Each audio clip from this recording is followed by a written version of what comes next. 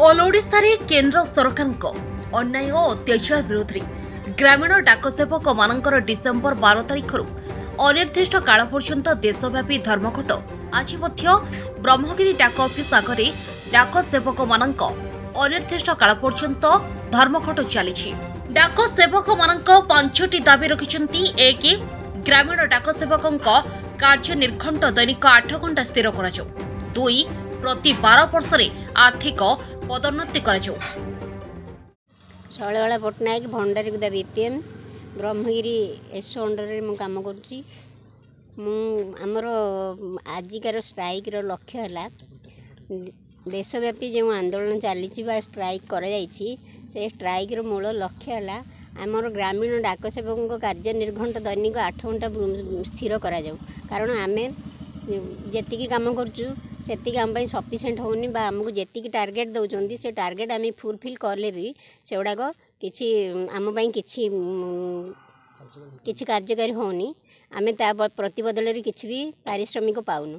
प्रति 12 वर्ष आर्थिक पदोन्नति देवा सुपारिश शीघ्र लागू करा जाऊ। समस्त ग्रामीण डाकसेवकों को 5 लाख टंका पर्यंत स्वास्थ्य बीमा प्रदान करा जाऊ। 4 ग्रामीण डाकसेवक मानक पेंशन प्रदान और ग्रेच्युटी सेभेरान्स अलाउंस 5 लाख टंका प्रदान करा जाऊ। टार्गेट ना आमको जो जुलम करुँच बंद करा जाऊ। एतक नहले आमे माने राजरास्ता को ओह्लाइबाकू निष्पत्ति नहींछु एवं ओह्लाइबू मध्य जे पर्यंत आमर ये न होईची दाबी पूरण न होईची से पर्यंत आमे माने एमती आमे एमती बसी आमे एमती धारणा बसी तेणु आमे सरकार निकट सरकार को अनुरोध करुचु बा सरकार पाखे दाबी रखीचु आमर शीघ्र ए दाबी पूरण करंतु आमको आमर न्याय फेराई दिंतु।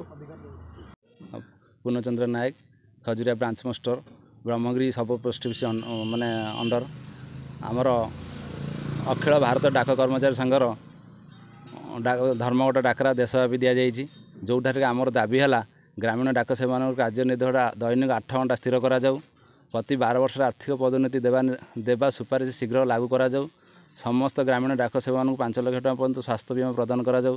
ग्रामीण डाकसेवक पेंशन प्रदान और ग्रेच्युटी सेभरान्स अलाउंस 5 लाख टंका प्रदान करा जाऊ। टार्गेट ना अधिकार देता जुलम बंद हो। दाबी ना आमर अनशन राजरास्ता को आम समस्त ओह्लैबू।